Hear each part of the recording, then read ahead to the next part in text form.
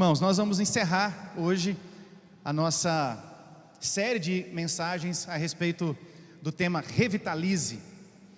E não foi combinado, né, Guto? Mas hoje teve batismo de criança, teve um monte de coisa apontando para a família. E nós vamos terminar falando sobre a necessidade de revitalizarmos a nossa família. Revitalizar a família. E eu quero convidar você a abrir a sua Bíblia em Êxodo, no capítulo 3. Versículo de número 15. Na verdade, essa palavra de hoje não é uma pregação expositiva, é uma pregação temática, mas a inspiração veio a partir desse versículo de Êxodo capítulo 3, versículo 15, para nós então desenvolvermos nosso raciocínio nessa manhã juntos. Êxodo 3,15, diz a palavra do Senhor: Deus também instruiu Moisés, dizendo: diga ao povo de Israel, Javé, o Deus de seus antepassados, o Deus de Abraão, o Deus de Isaque e o Deus de Jacó, me enviou a vocês. Esse é o meu nome para sempre, o nome pelo qual serei lembrado de geração em geração. Senhor, esta é a tua palavra e nós queremos submeter o nosso coração a ela, entender aquilo que o Senhor quer dizer para nós nessa manhã. E Deus, com a liberdade que o Senhor nos dá, com a graça que o Senhor derrama sobre nós, sabendo que nós somos apenas instrumentos do Senhor aqui nesse lugar. Por isso nos ajuda, alcança o coração dos meus irmãos, as nossas famílias, por meio dessa palavra, em nome de Jesus. Amém.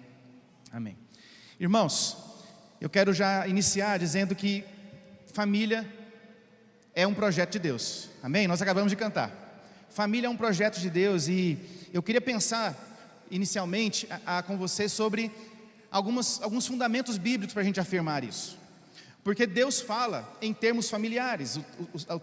A forma como Deus se manifesta em Êxodo, Deus está se manifestando em termos familiares. Deus de Abraão, o Deus de Isaque, o Deus de Jacó, o Deus que vai ser lembrado, o memorial de geração em geração. Deus está se manifestando em termos familiares. E certamente muito do que Deus quer fazer na minha vida e na sua vida vai passar pela compreensão que nós temos de família. A questão é que muitas vezes a nossa compreensão de família é uma compreensão meramente emocional. Então, nesse sentido, se nós estamos emocionalmente bem, se não há brigas, se não há contenda no lar, isso se resume para nós como felicidade. No entanto, o problema de você construir a sua visão de família apenas com o aspecto emocional é que quando essas estruturas emocionais são abaladas, automaticamente você troca a felicidade pela infelicidade. E se alguém diz para você que você constituiu família, ou você que está querendo constituir família, que você vai constituir uma família para ser feliz, você está sendo enganado ou foi enganado. Porque família não existe para nos tornar felizes, ela existe porque nós já somos felizes, e porque somos felizes temos o que compartilhar com alguém. Então a nossa família não pode ser constituída com bases emocionais, porque a hora que a emoção estremecer, a família vai estremecer. A hora que a emoção afundar, a família vai afundar. Família é espiritual, é uma instituição espiritual.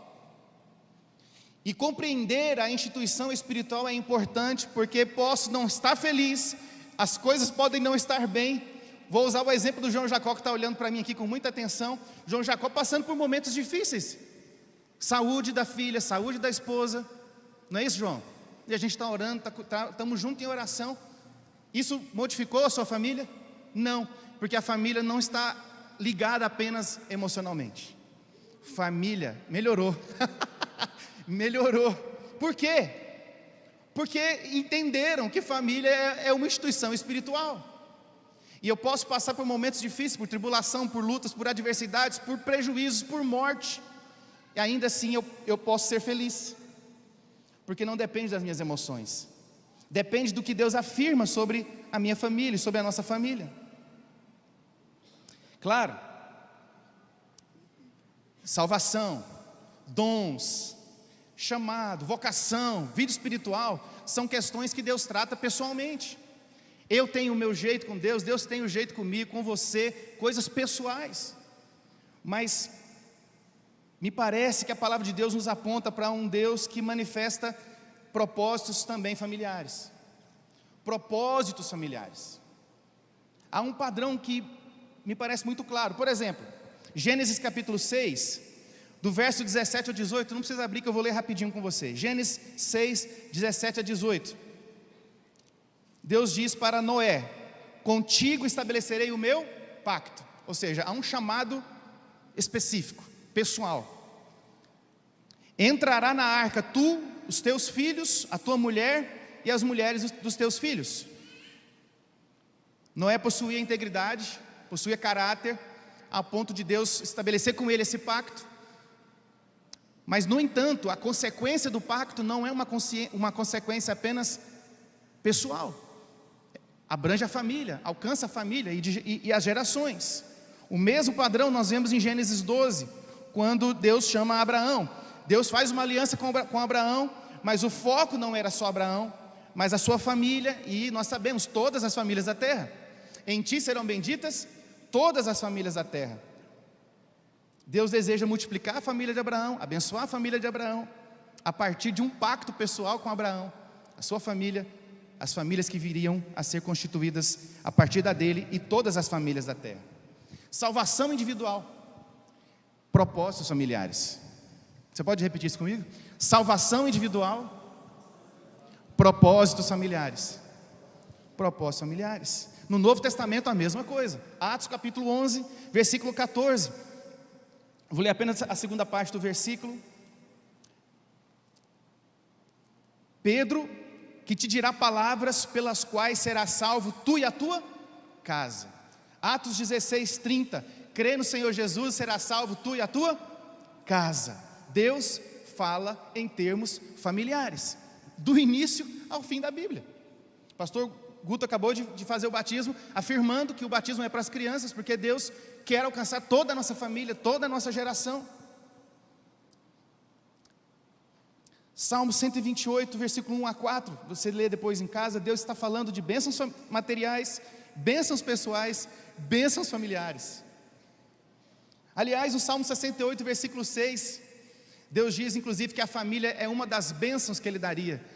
O Salmo diz: Deus faz com que o solitário viva em família. A Bíblia está recheada de expressões de Deus, dizendo: eu tenho planos para a sua família, eu tenho propósitos para a sua família, eu tenho planos para você. Eu quero que você seja revitalizado na sua vida espiritual, eu quero que você seja revitalizado na sua vocação, eu quero que a igreja seja revitalizada, mas eu quero que a sua família seja revitalizada. Se essa revitalização da família não acontecer, dificilmente nós vamos ver as demais revitalizações acontecendo. Porque afinal de contas, de que ou por quem é composta a igreja? Por famílias, por pessoas. Então eu queria traçar um paralelo aqui com dois personagens da palavra de Deus, que são icônicos, são lembrados na palavra de Deus, para chegar à conclusão com você nessa manhã de que eu posso ter uma família estruturada e sentir e presenciar e ter todas as bênçãos disso. Eu posso viver uma família desequilibrada, desestruturada, sem a revitalização de Deus e também ter as consequências disso. Eu posso ter uma família forte, eu posso ter uma família fraca, eu posso criar junto com a minha família um ambiente de vida, de impulso espiritual para a vida, para as gerações, ou eu posso criar um ambiente de morte, eu posso criar um ambiente de destruição, que vai limitar aquilo que a minha família poderia vir a ser, por causa das nossas incompetências diante de Deus. Dois personagens. Primeiro é Gideão, e aí eu quero usar Gideão aqui como o bom personagem, o exemplo para nós. Gideão foi o 5º juiz de Israel. A história de Gideão está em Juízes capítulo 6, eu vou pedir para você ir junto comigo até lá. Nós vamos ler do verso 14 ao verso 16 apenas, mas nós vamos caminhar aqui por esse texto algumas vezes. Juízes capítulo 6, versículo 14 a 16.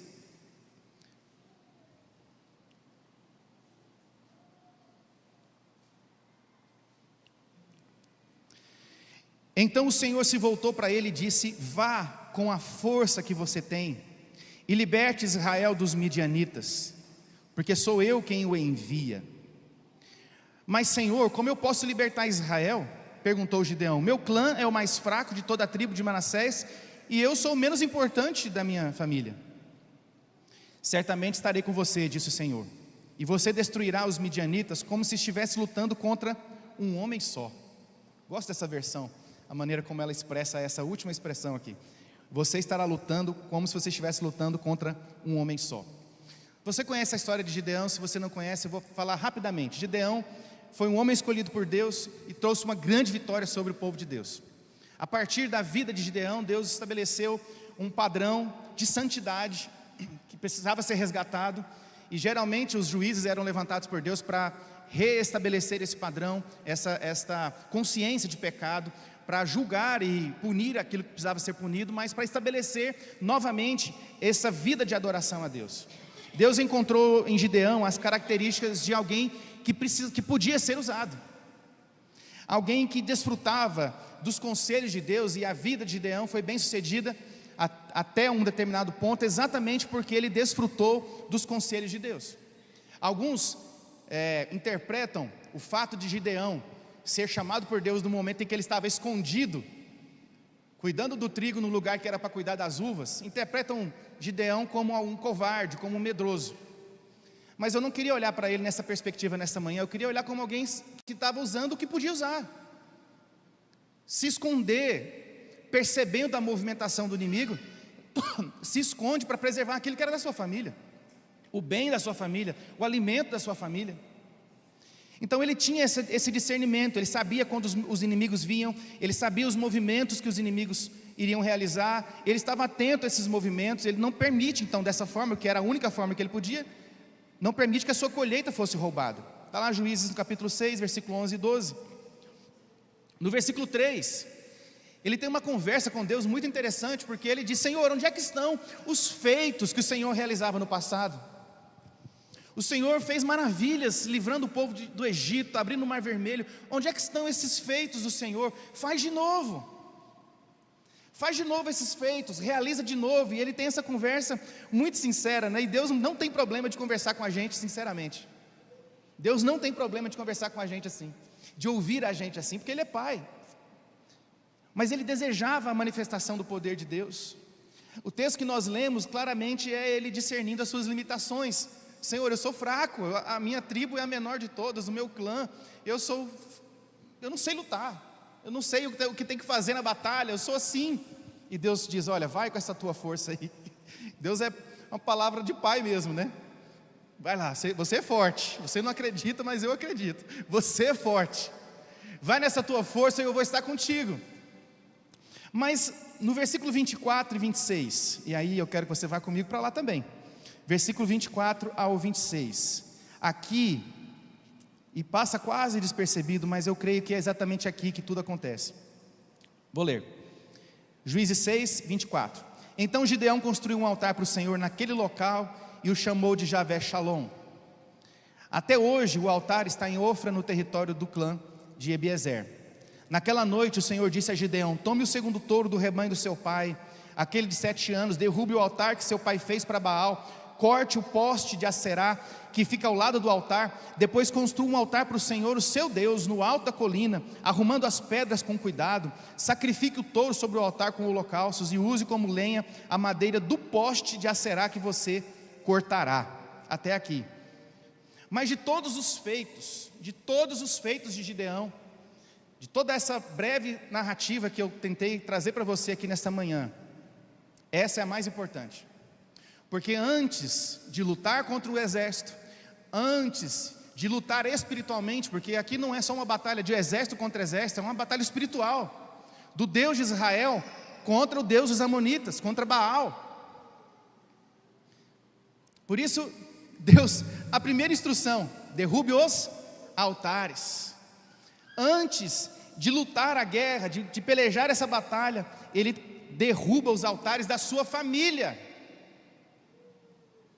Gideão só foi bem sucedido porque o primeiro passo, o primeiro ato, a sua primeira grande vitória foi resolver o problema da idolatria da sua casa. foi resolver as questões espirituais da sua família. Apesar de que ele tenha realizado muitas reformas em Israel, a principal foi a reforma da sua própria casa.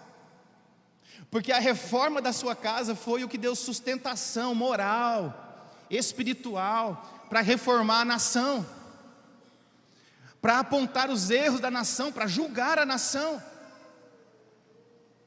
Gideão, ele é mencionado na galeria dos heróis da fé de Hebreus, como alguém que venceu batalhas, não pela força, não pela habilidade, alguém que venceu as batalhas pela fé. Pela fé. Então não importa se é pequeno, se é fraco, se sabe ou não lutar, o que importa é se eu tenho fé. Mas se eu tenho fé, se eu preciso ter fé para vencer as minhas batalhas, eu preciso resolver aquilo que coloca a minha fé em xeque. Por isso a primeira grande vitória de Gideão foi resolver o problema da sua casa. Ele derruba os altares. Na verdade, eu quero usar uma expressão bem mais direta aqui, porque o que ele faz é derrubar o poder das potestades malignas que aprisionavam a sua família. O que Gideão faz é colocar um ponto final, é entrar na brecha da intercessão, é se posicionar intercessoriamente pela sua família, e dizer: o meu pai não está enxergando, a minha mãe não está enxergando, os meus irmãos não estão enxergando, mas eu estou enxergando, e em nome do Deus de Israel, nós vamos derrubar isso, acabar com isso agora. O que Gideão faz é colocar um ponto final na idolatria, no aprisionamento demoníaco que já existia sobre a sua casa. O que Gideão faz é trazer a presença de Deus para o seu lar. Porque que presença de Deus é essa poderosa, que me faz ganhar guerras, que me faz ganhar tudo, mas me deixa perder a minha família? Que presença de Deus é essa? Que me dá poder e me dá fé, me dá graça, me dá capacidade para tudo, menos para ganhar a minha família. Ou pelo menos para ser um promotor da palavra de Deus na minha família. Gideão não deixa o espaço que poderia existir espiritualmente para que o inimigo o afrontasse. Lembrando que não é uma batalha de exército contra exército apenas, é uma batalha do Deus de Israel, aniquilando os falsos deuses que se levantavam a partir do povo inimigo de Gideão, inimigo do povo de Deus. Entenda, Gideão estava disponível para a estratégia de Deus, e estar disponível para a estratégia de Deus é um ato de muita coragem, porque nem sempre a gente clama a presença de Deus, clama pela direção de Deus, mas quando Deus dá as estratégias, nem sempre nós temos a submissão suficiente ou necessária para permitir que Deus faça as suas estratégias serem realizadas nas nossas vidas. E olha a estratégia de Deus para Gideão. Gideão, você vai lutar com 300 contra 130 mil. Parece a piada lá, né? Pô, 300, para de brincadeira, para de arrumar essas confusão aí, Deus. 300 contra 130 mil. Gente, olha a estratégia de Deus. É de Deus a estratégia. O que competia, o que cabia a Gideão? Dizer: Senhor, eu estou aqui. Eu estou aqui, estou na tua disposição, eu estou disponível, eu quero que o Senhor faça mesmo. Me usa. Aliás, eu estava há pouco tempo atrás clamando ao Senhor para que o Senhor fizesse os milagres novamente. Então o Senhor abriu o mar vermelho, o Senhor tirou o povo do Egito, o Senhor fez o povo passar, deu uma terra para a gente. Agora, eu quero ver o milagre mesmo. Gideão se submete àquilo que Deus vai fazer. E a palavra diz que ele liderou por 40 anos. E durante esses 40 anos da sua liderança houve paz. Sabe por quê? Você percebeu o nome do altar? Você percebeu o que ele disse lá no verso 24? Então Gideão construiu um altar para o Senhor naquele local e chamou aquele lugar de Javé Shalom. O lugar que era o lugar da adoração a demônios passou a se chamar lugar da paz de Deus. O lugar da paz de Deus. Entende o que Deus está te falando nessa manhã, meu irmão? Deus quer estabelecer um altar de paz dentro da nossa casa. E começa a narração de Gideão, chamando ele de Gideão, talvez até sendo interpretado como covarde. Mas no final, você vai perceber, se você ler depois o texto, que ele passa a ser chamado pelas pessoas de Jeru-Baal. O que isso significa? aquele que se levantou para lutar contra Baal. Veja, aquele que construiu o altar da paz de Deus é aquele que tem o poder de Deus para lutar contra Baal. O próprio pai, o idólatra do pai, ao ver que ele havia derrubado as estátuas dos deuses falsos, e o povo começa a questionar: mas por quê? Mas por quê? Por que esse cara está fazendo isso? O pai disse: se esse Baal aí é Deus e não impediu meu filho de fazer isso, ele é um Deus fraco, que não merece a nossa adoração. E aí a população passa a chamar ele de Jeru-Baal, aquele que se levantou para derrubar Baal. Isso acontece quando a gente coloca os princípios de Deus dentro da família. É mais importante isso do que as batalhas. É muito mais importante. Mas vamos para o segundo. O segundo é mais difícil. O segundo é um camarada chamado Jefité. Juízes capítulo 11.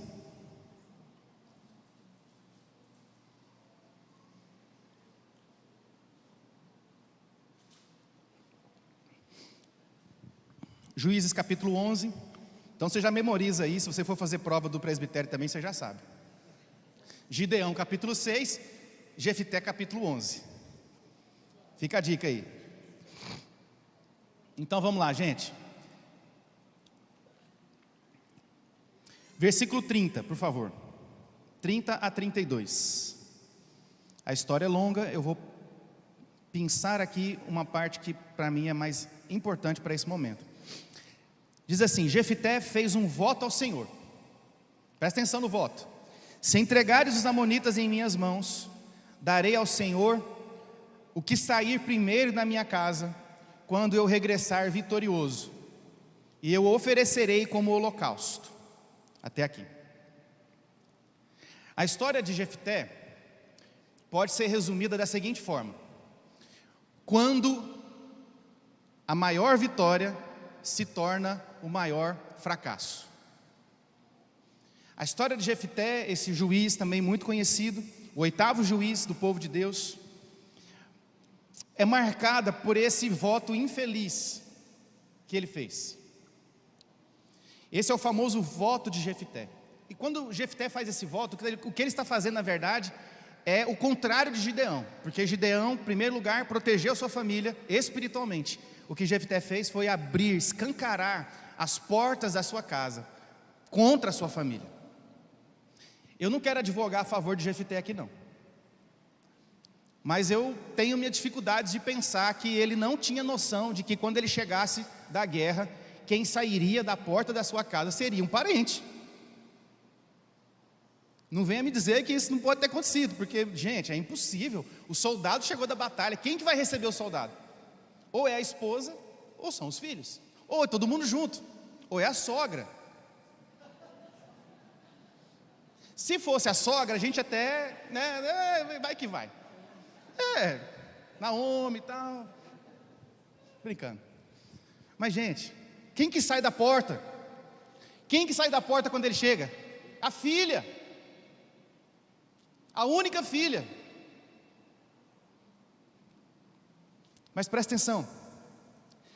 Toda a experiência ruim de Jefté está ligada diretamente a toda a experiência ruim que ele sempre teve em casa.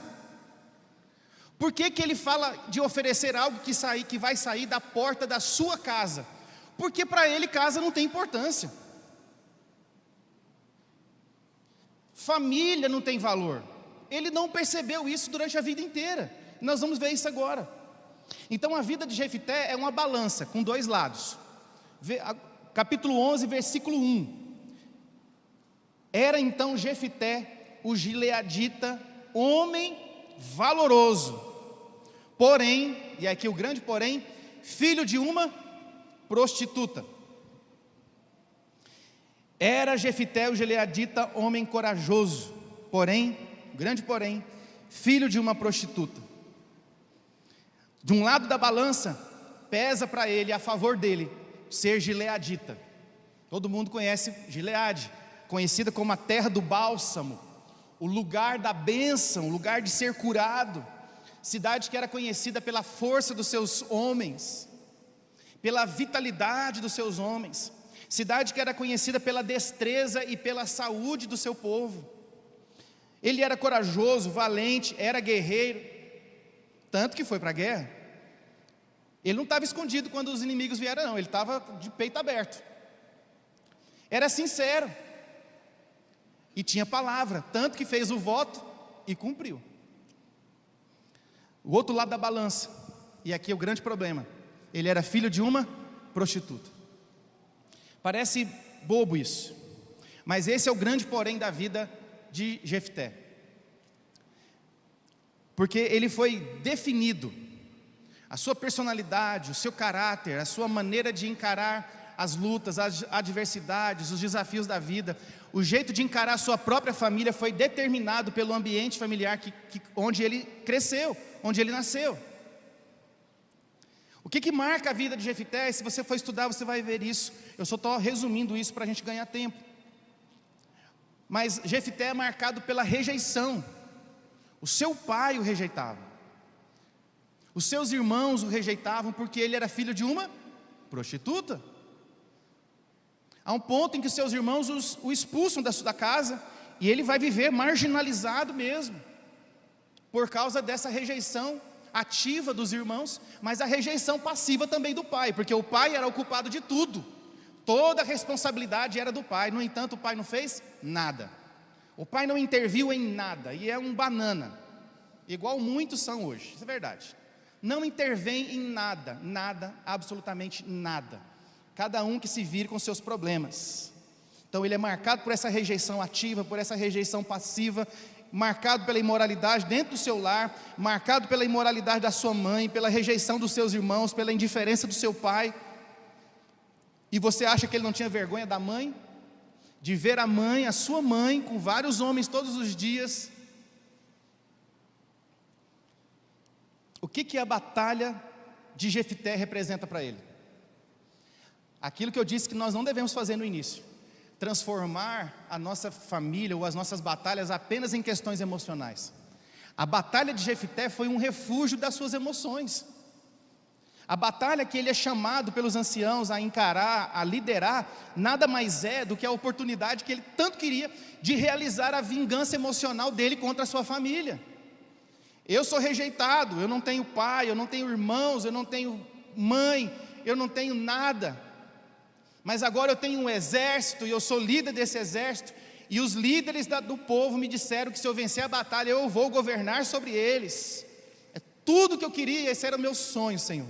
Obrigado porque o Senhor realizou o meu sonho. Esse era o sonho de Jefté, mas o sonho na verdade nada mais era do que uma vingança emocional, de se autoafirmar perante aqueles que estavam o rejeitando ou o desprezando durante toda a sua vida. Quem teria coragem de dizer para ele: você é filho de uma prostituta? Depois de ter vencido uma batalha violenta como essa, depois de voltar guerreiro, conhecido e líder sobre o povo, quem teria coragem de falar isso para ele? Qual dos seus irmãos teria coragem de rejeitar ele, depois de vencer essa batalha? A oportunidade que os anciãos oferecem para ele é a fome com a vontade de comer. A fome dos anciãos de resolver o problema das invasões, de resolver o problema da batalha física contra um outro povo, com a vontade de comer de alguém que queria, porque queria tirar aquilo que estava engasgado a vida inteira. O que adianta? Porque ele ganhou tudo e perdeu a sua família. O contrário de Gideão. É como se Gideão tivesse dito: Senhor, eu vou para a batalha, mas eu vou garantir primeiro que a minha família esteja organizada. Eu vou para a batalha, eu não quero fugir. Aliás, eu pedi para o Senhor fazer isso, mas eu não vou para a batalha enquanto eu não derrubar os ídolos da minha família. Eu não vou para a batalha enquanto a minha família não estiver organizada. Jefté fez o contrário. Eu vou para a batalha do jeito que eu estou, sem ser curado, sem ser sarado, sem resolver os meus problemas com a família, e depois que eu voltar da batalha vitorioso, porque Deus vai me dar a vitória, porque eu fiz um voto a Deus, e Deus vai me dar a batalha porque eu fiz um voto a Deus, e quando eu voltar eu resolvo os problemas da minha família. E quando ele volta, ele cria mais problemas, porque agora, além de não ser ninguém, ele não tem nem geração, ele não tem filho, ele não tem ninguém para contar a sua história. porque a primeira pessoa que sai aí para encontrar ele é a sua filha única, e ele sacrifica a sua filha. Que voto estúpido! Mas isso ensina para a gente um monte de coisa. Ensina para a gente que nós não precisamos fazer voto, que a gente, sem saber se Deus quer ou não isso de nós. Para de fazer voto que você não vai cumprir, ou para de fazer votos que Deus não pediu para você fazer, porque Deus em momento algum fala com ele, faça isso. Em momento algum ele pergunta para Deus: Pai, qual é a tua direção? Em momento algum, a única coisa que Jefté ouve são as suas mágoas, os problemas mal resolvidos da sua casa. A única coisa que Jefté ouve são as dores e as crises que ele enfrentou a vida inteira, e vê nessa oportunidade, a oportunidade de tirar esse engasgo que está na sua garganta há muitos anos. Os estudiosos dizem que ele tinha 30 anos, mais ou menos, 33, 35 anos, quando isso aconteceu. Você consegue perceber a diferença entre Gideão e Jefté?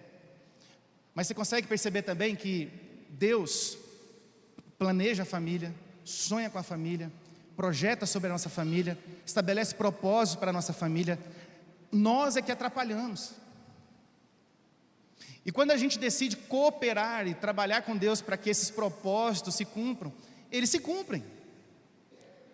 E quando a gente decide trabalhar contra, porque o que Jefté fez foi trabalhar contra, os propósitos não se cumprem. Se cumprem apenas aqueles propósitos que foram construídos na carne, que foram construídos no emocional. Jefté não entendeu que família era uma instituição espiritual. Meus irmãos, os altares continuam sendo construídos. Baal e Moloque exigiam na sua adoração sacrifícios da família. O que Jefté fez foi exatamente aquilo que o povo que ele deveria combater fazia. O que ele fez foi sacrificar a sua filha, assim como aqueles que vieram contra ele fizeram antes de sair da batalha, ou sair para a batalha. Era costume destes povos que lutavam nesse período contra o povo de Deus, o sacrifício dos seus filhos, sacrifício de pessoas em favor das vitórias. O que Jefté fez foi exatamente a mesma coisa. Um juiz de Deus, um homem de Deus chamado, e abençoado, porque ele venceu, tinha as características que chamaram a atenção dos anciãos, enfim. Mas podia ter terminado bem, e terminou mal, terminou muito mal. Os altares continuam sendo levantados no nosso tempo. De uma forma ou de outra, nós ainda temos Baal, ainda temos Moloque, determinando as coisas que nós vamos ou não fazer, ou os sacrifícios que nós vamos ou não fazer, ou pelo menos tentando influenciar a igreja, já que no mundo essa influência já é plena. Aí você vai falar: pastor, eu não estou entendendo. Calma que você vai entender daqui a pouco. Mas os altares continuam sendo edificados, e nós tentamos nos esconder atrás de uma possível resolução dessa crise, que pode ser, a gente pensa ou espera que venha do governo, que venha de posturas sociais ou sociológicas novas, de posturas que venham a partir de um entendimento político diferente, que vai de alguma forma proteger ou cuidar da nossa família. E se você pensa assim, você está enganadíssimo, porque o único freio espiritual do avanço do inferno é a presença de Deus sobre nós, capacitando a nossa vida e capacitando a nossa família. É o único freio. A única coisa que pode frear ou atrapalhar os planos do diabo contra a sociedade moderna, pós-moderna, está em entendermos o plano de Deus, de nós restabelecermos o altar do Deus da paz dentro do nosso lar, dentro da nossa igreja, na nossa principal instituição, que é a nossa família. No entanto, muitas vezes nós estamos brincando ainda de sermos servos, brincando de sermos adoradores de Deus, permitindo que de alguma forma altares de Baal e altares de Moloque continuem sendo construídos no lugar em que deveria existir um altar de Deus. Como eu disse esses dias atrás, os ídolos que nós adoramos não são ídolos que nós fazemos com as mãos. Muitas vezes a igreja está adorando uma pessoa, está adorando a própria instituição, ou adorando um próprio membro da família. Não tem nada mais comum do que ver criança se transformar em ídolo dentro de casa, marido se transformar em ídolo, esposa se transformar em ídolo. Deus não te deu a sua família para que você transforme essas pessoas em ídolos. Família foi constituída para ser um lugar onde a aliança, a bênção da aliança, ela é consumada, para onde o espaço da resolução das nossas questões é estabelecido, onde as pessoas são treinadas para serem enviadas para o mundo, para serem agentes de Deus. A solução nunca vai vir do governo, querido. A solução virá de Deus, por meio de famílias curadas, famílias estruturadas pela palavra, famílias resilientes, famílias perseverantes, famílias que contam e que vivem a realidade da presença e do poder de Deus e, consequentemente, formam igrejas fortes e relevantes. A solução para essa crise dos altares que estão aí diante de nós, todos os dias, não está no governo, está em você, está na sua família, na sua capacidade de transformar a sua família num ambiente de reconciliação. Você não tem capacidade de salvar a sua família. A salvação não depende de homens, a salvação depende de Deus. Mas é a nossa responsabilidade garantir que a nossa casa seja um lugar de reconciliação. Aí sim, é isso que o sacerdote faz. Reconcilia, abre espaço para reconciliação. A nossa responsabilidade é reconciliar, é abrir um espaço para que haja reconciliação entre os membros da família e reconciliação da família com Deus. Isso permanentemente, constantemente. Pastor, eu não consigo identificar o altar de Baal e não consigo identificar esses altares aí que estão sendo construídos. Então presta atenção em alguns dados que eu vou te passar agora.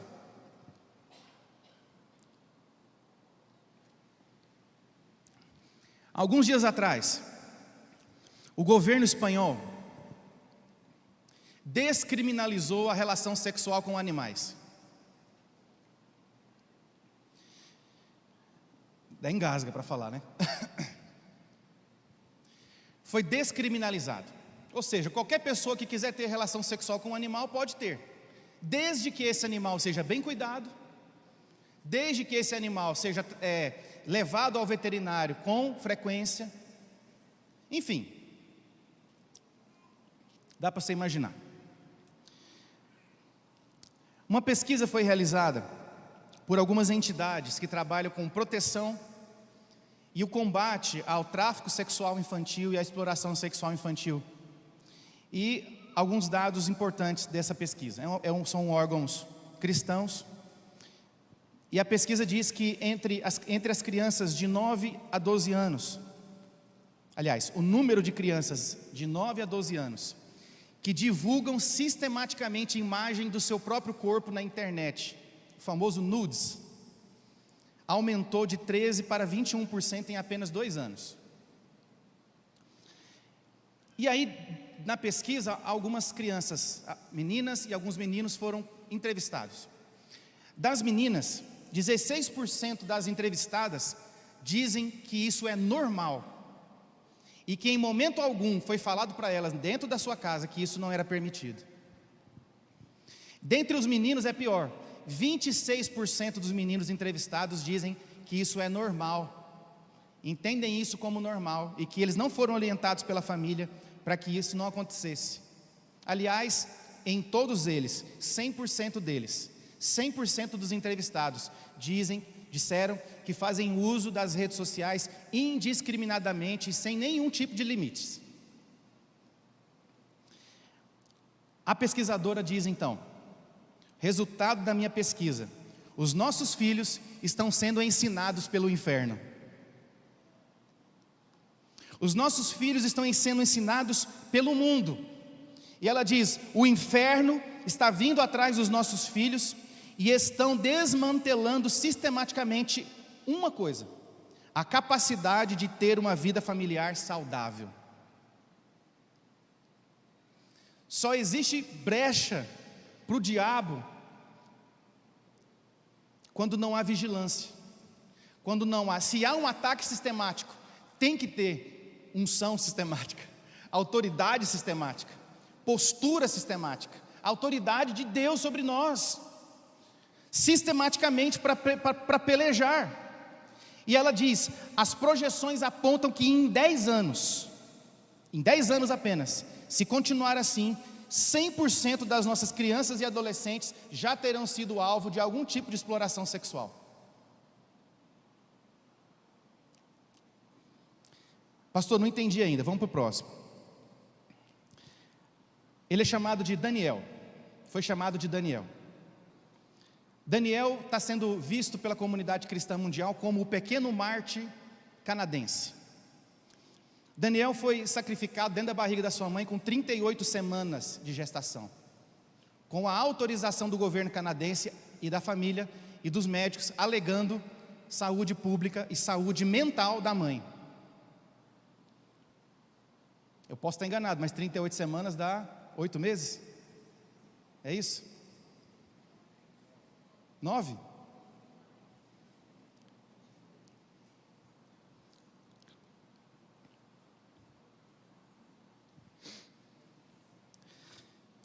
O pior é que a comunidade cristã canadense aplaudiu de pé essa situação. Como é que aconteceu? Você sabe aquela injeção letal que aplicam nos condenados à morte? Eles aplicaram nele enquanto ele estava dentro da barriga da mãe. Ele foi sacrificado com uma injeção letal dentro da barriga da mãe. Porque a equipe médica classificou que se ele chorasse, a mãe poderia voltar atrás.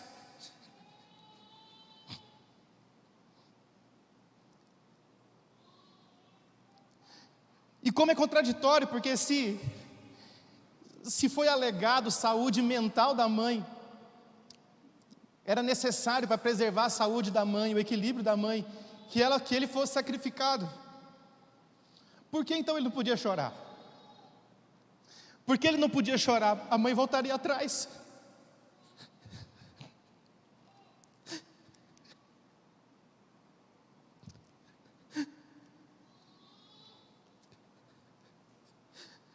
E ele foi arrancado da mãe sem vida.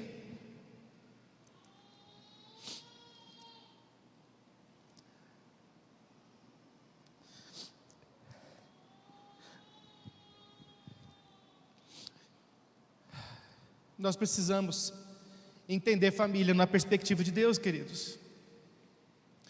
Porque se o mundo não tiver um povo que está disposto a falar o que a Bíblia fala sobre família, se o mundo não estiver disposto a falar o que a Bíblia fala, o que Deus pensa sobre esposa, sobre esposo, sobre família, sobre criança, se nós não tivermos alguém disposto a fazer isso, os nossos filhos vão ser consumidos, porque o inferno está vindo contra os nossos filhos. Ou você acha normal uma geração onde tem tanta criança com problemas emocionais?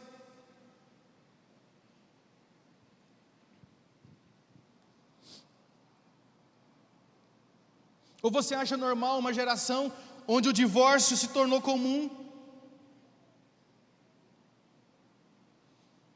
Será que nós já não estamos percebendo que nós estamos errando? Que nós temos peito para dizer que somos presbiterianos independentes, temos peito para dizer que somos cristãos, mas não temos coragem de encarar as nossas famílias e resolver o problema da nossa casa.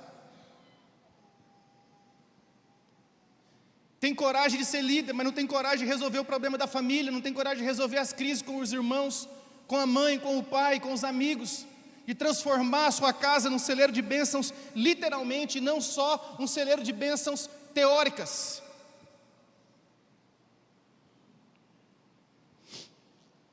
O que precisamos é tomar consciência da nossa responsabilidade. Se nós tomarmos consciência das nossas responsabilidades, nós vamos parar de fazer votos que Deus não pediu a gente para fazer. Se nós pararmos e aprendermos a ter consciência, movidos por Deus, capacitados e revitalizados pelo Espírito,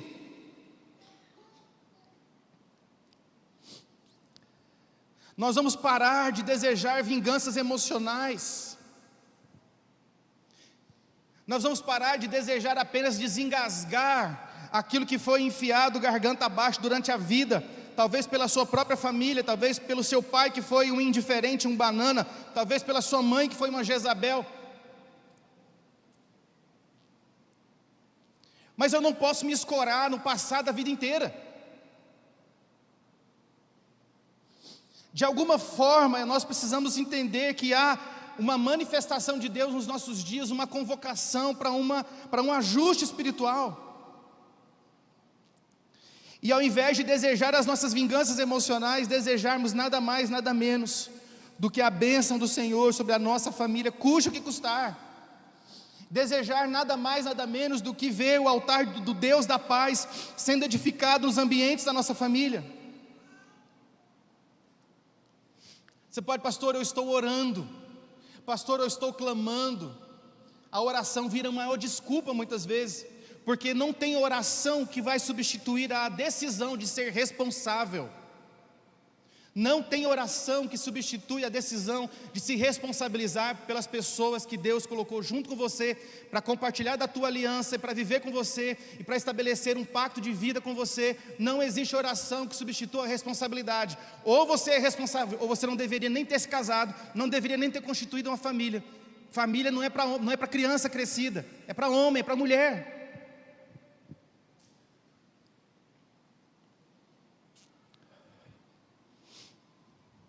Família é o lugar onde Deus deseja estabelecer a sua bênção de geração em geração, composta por homens, por mulheres, por crianças, por adolescentes, por jovens, por adultos, por idosos, que decidiram, movidos por Deus, virar o jogo. Virar o jogo. Senhor, até aqui foi assim, mas a partir daqui não vai mais ser. Pastor, até aqui o meu pai foi um canalha, a minha mãe foi uma prostituta, mas daqui para frente não vai ser mais. Esse legado não vai vir sobre a minha família. As minhas filhas não serão o que a mãe foi, ou o que a minha mãe foi. Os meus filhos não serão o que o meu pai foi.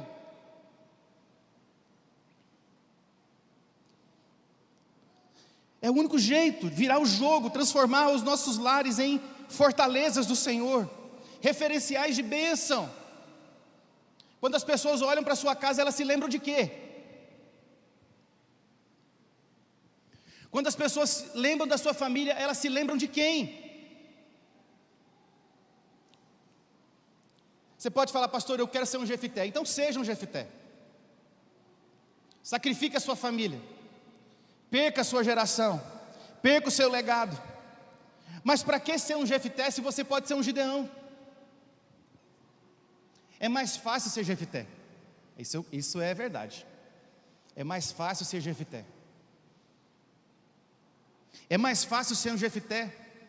E é assim que a maioria de nós age, terceirizando as culpas, terceirizando as responsabilidades. Ah, eu sou assim porque meu pai me criou assim. Ah, eu sou assim porque minha mãe me criou assim. Ah, eu sou assim porque me abandonaram. Ah, eu sou assim porque me rejeitaram. Tudo bem, mas você não é um coitado. Você é um filho de Deus. Porque é isso que a palavra de Deus diz: a todos quanto receberam deles o poder de serem feitos filhos de Deus. Então não importa se o seu pai não foi bom, se a sua mãe não foi boa, se você tem um legado ruim para contar a história ou para se lembrar. O que importa é o que você vai fazer daqui para frente.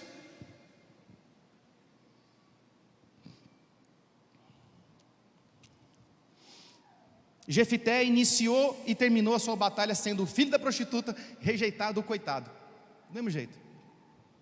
Gideão começou a batalha escondido, com medo, e reinou durante 40 anos sobre o povo com paz, com história para contar, com história para lembrar, com plano para fazer. Vamos orar? Eu penso, querido, que nós precisamos decidir quem a gente quer ser. Faz assim, ó, quando você crescer, você quer ser quem? Não é assim que a gente faz com as crianças? O que você quer ser quando crescer? Então vamos fazer de conta que todo mundo aqui é criança. E vamos tentar responder para nós essa pergunta. Eu queria que você tivesse coragem de responder isso.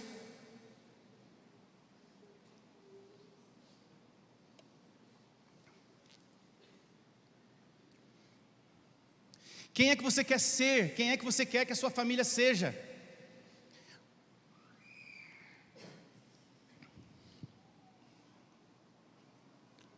Não adianta nada ter habilidade, não adianta nada ter unção, não adianta nada ter capacidade, não adianta nada ter cargo, não adianta nada ser visto pelas pessoas, se você não tiver coragem de lutar a primeira batalha que tem que ser lutada, a primeira empreitada forte. Se você não tiver coragem de encarar essa, você pode até ser bem visto pelas pessoas, mas vai ser sempre um derrotado.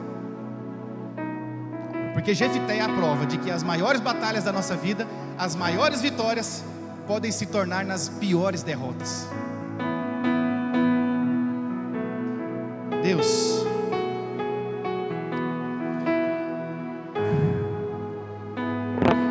sopra teu vento sobre nós, Pai, e ajuda-nos, Deus, a estabelecer sobre a nossa casa, guiados, orientados pelo Senhor, revitalizados, Deus, na nossa vida espiritual, revitalizados na nossa vocação, conscientes da revitalização da Tua igreja, mas nos impulsiona, Deus, a sermos homens e mulheres de guerra, corajosos, para encarar a necessidade de revitalizar a nossa casa. Deus, existem famílias aqui nesta manhã que precisam ser revitalizadas no relacionamento conjugal. Existem famílias essa manhã que estão aqui, que estão nos acompanhando de casa, que precisam ser revitalizadas na relação com os filhos. Existem filhos aqui de famílias que precisam voltar a se falar, que precisam se permitir que o Espírito Santo conduza perdão e restauração. Perdão não é sentimento, perdão é decisão, é postura. Deus, existem pais aqui, nesse lugar, que possuem mágoas dos seus filhos, e a Tua palavra diz que o Senhor converteria o coração dos pais aos filhos. Existem filhos que têm mágoas dos teus pais, e o Senhor diz que o Senhor converteria o coração dos filhos também aos pais. Deus, se nós entendermos a nossa família como o Senhor entende, se nós enxergarmos a nossa família como o Senhor enxerga, e entendermos que ela é um patrimônio espiritual e não um patrimônio emocional, ela é uma instituição espiritual e não emocional. Se nós entendermos isso, nós vamos ver os milagres e o Teu poder se manifestando a cada dia sobre nós. Porque não será mais a batalha do Tiago contra a Monique, da Monique contra o Tiago. Será a batalha da nossa família contra os ídolos que se levantam diante de nós. Será a batalha da nossa família contra as potestades e dominadores desse tempo tenebroso que nós vivemos. Serão as nossas famílias contra o aborto. Serão as nossas famílias contra a ideologia de gênero. Serão as nossas famílias contra todo e qualquer tipo de ideologia que distorce a palavra de Deus. Não serão famílias contra famílias, pessoas contra pessoas. Será o povo de Deus contra o povo do diabo, movido pelo diabo, ensinado pelo príncipe das trevas, príncipe desse mundo. E Deus, nós queremos nos levantar contra esse principado em nome de Jesus. Nós queremos, Pai, que o Senhor levante a nossa igreja diante, Pai, dos principados e potestades que atuam sobre o nosso país. E nós queremos, Pai, em nome de Jesus, comprar as batalhas, as guerras, as lutas que precisam ser compradas, encarar as batalhas que precisam ser encaradas, mas começa em nós, começa na nossa casa. A nossa família é bênção do Senhor. A minha família é bênção do Senhor.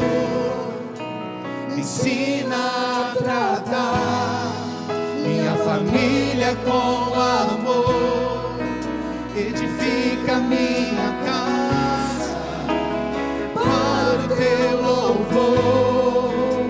A minha família é um presente do Senhor. Mais uma vez. A minha família é bênção do Senhor. Me ensina a tratar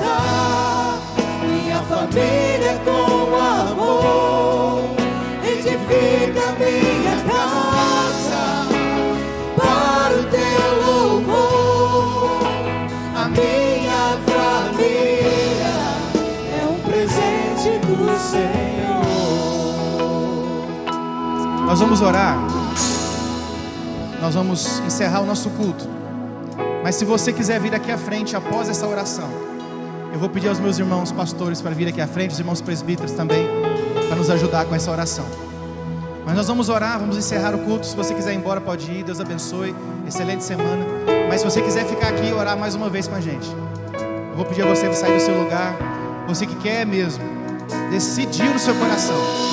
Não estou chamando você para aceitar Jesus, eu estou chamando você para ter força, coragem, para ter Jesus refletindo sobre todos os aspectos da sua vida, principalmente sobre a sua casa.